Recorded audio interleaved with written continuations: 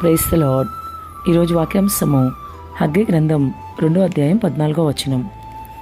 వారు చేయు క్రియలన్నయు వారచ్చట అర్పించినవి అన్నయు నా దృష్టికి అపవిత్రములు. ఆమెన్. హల్లెలూయా. ప్రభు ఈ వాక్య భాగం నుండి ఈరోజు మనతో ఏం మాట్లాడుతున్నారో చూద్దాం. ప్రియ సహోదరి సహోదరుడా, నీవు చేసే భక్తి నీ ప్రభువుకి ఇష్టంగానే ఉందా? ఒకసారి నీవు స్వపరిశీలన చేసుకోవాలి. ఎందుకంటే ప్రభు హగ్గై గ్రంథం నుండి ఈరోజు చాలా వివరంగా కొన్ని విషయాలు చెప్తూ ఉన్నారు. వారు చేసే క్రియలు, అక్కడ అర్పించేవన్నీ కూడా నా దృష్టికి అపవిత్రములు అంటున్నాడు ఆయన. కాబట్టి ప్రభు దృష్టికి ఈరోజు నీ భక్తి ఎలా ఉంది? అపవిత్రమైన భక్తిగా ఉందా, లేదా ప్రభుకి ఇష్టమైన భక్తిగా అనిపిస్తుందా? నీ క్రియలు ఎలా ఉన్నాయి? ఈరోజు ప్రభు దృష్టికి అనుకూలంగా ఉన్నాయా లేవా?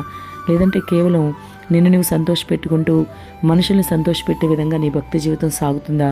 ప్రభు దృష్టికి అపవిత్రంగా ఏమైనా ఉందా? ఒక్కసారి నువ్వు పరిశీలన చేసుకోవాలి.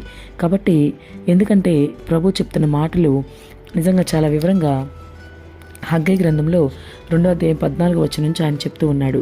మరి ప్రభువుకి ఇష్టం లేని కార్యాలు కనుక ఏదైనా సరే నీ జీవితంలో జరుగుతూ ఉంటే విడిచిపెట్టాల్సిన అవసరం ఉంది. అవన్నీ నాకు అపవిత్రములు అంటున్నాడు. ఆయన దృష్టికి అనుకూలమైన భక్తి మాత్రమే నువ్వు చేయగలగాలి. మరి అన్నాడు భక్తుల గురించి చెప్తూ, వారి క్రియలు నాకు ఇష్టంగా లేవు, వారు అర్పించే బలులు కూడా నా దృష్టికి అపవిత్రం ఉన్నాయని ప్రభు చెప్తున్నాడు. ఒకవేళ ప్రభు దృష్టికి ఈరోజు నీవు పవిత్రుడిగా ఉన్నావా లేవా?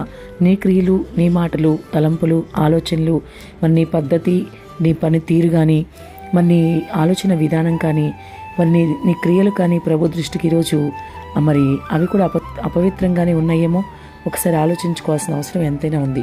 ఎందుకంటే అపవిత్రంగా ప్రభు దృష్టికి కనపడితే మరి మనుషుల దృష్టిలో నువ్వు సంతోషంగా, లేదా మనుషులకు నువ్వు సంతోషకరమైన వ్యక్తివి అయి ఉండొచ్చు, కానీ ప్రభుకైతే మాత్రం అది ఖచ్చితంగా అపవిత్రమే. నువ్వు ఎప్పటికైనా ప్రభుకి ఇష్టంగా జీవిస్తేనే నీకు పరలోకం ఇస్తారు, కానీ మనుషులకు ఇష్టంగా జీవిస్తూ మనుషుల్ని సంతోషపెట్టే విధంగా నీ భక్తి జీవితం ఉండడానికి వీల్లేదు.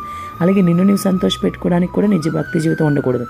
చాలామంది క్రైస్తవులు వారిని వారే తృప్తిపరుచుకుంటూ ఏదైతే తమ శరీరం పాపానికి ప్రోత్సహిస్తూ ఉందో, చేయకూడని పనులు చేయమని శరీరం ప్రోత్సహిస్తూ ఉన్నప్పుడు శరీరానుసారంగా జీవిస్తూ శరీరం చెప్పిన మాటలకి లోబడుతూ వాళ్ళు సంతోష పెట్టుకోవడానికి ప్రభువుకి అపవిత్రమైనా సరే మరి వాళ్ళకి ఇష్టమైనట్లుగా వాళ్ళు జీవిస్తూ ఉన్నారు. కానీ అందుకే ప్రభు ఈరోజు సూటిగా మాట్లాడుతున్నారు. ఎందుకంటే నీ పనులు, నీ ఆలోచనలు, నీ మాట తీరు ఏది కూడా నా దృష్టిలో పవిత్రంగా లేవని ప్రభు చెప్తున్నారు. కాబట్టి ప్రభు దృష్టికి నీవు అపవిత్రుడిగా ఉండకుండా మరి వాక్యానుసారంగా జీవించి ప్రభువుకి పవిత్రుడిగా, ఆయన దృష్టిలో యథార్థవంతుడిగా, నిష్కలంకుడుగా నీవు ఉండాలని వాక్యం సెలవిస్తుంది. ప్రభు దృష్టికి నీవు ఇంకా అపవిత్రుడుగానే ఉంటే నీ జీవితంలో ఏ విషయంలోనూ నీవు ఎదగలేవు. నీకు అన్ని విషయాల్లో అపజయం ఎదురవుతుంది. నీ ప్రభు దృష్టికి నీవు చెడ్డవాడిగానే మిగిలిపోతావు. అంతేకాదు, నీ అపవిత్రతను బట్టి పవిత్రుడైన నీ ప్రభువు నీవెప్పటికీ కూడా చేరుకోలేవు. పరలోకం అనే గొప్ప బహుమానాన్ని కూడా కోల్పోతావు. కాబట్టి అపవిత్రమైన నీ జీవితాన్ని ఇప్పుడే మార్చుకో. నీ ప్రభువుకి ఇష్టంగా నీ జీవితాన్ని మలుచుకో. ప్రభువుకి ఇష్టంగా జీవించు. అప్పుడే బలా నమ్మకమైన మంచి దాసురాని ప్రభు నీ గురించి మాట్లాడతారు. అటువంటి మరి ప్రభు దగ్గర నుంచి మరి మంచి బహుమానం నీవు పొందుకోవాలంటే ఆయనకి ఇష్టంగా జీవించు. అపవిత్రమైన విడిచిపెట్టి ప్రభు దృష్టిలో నీవు పవిత్రుడిగా ఉండు. ఆమేన్.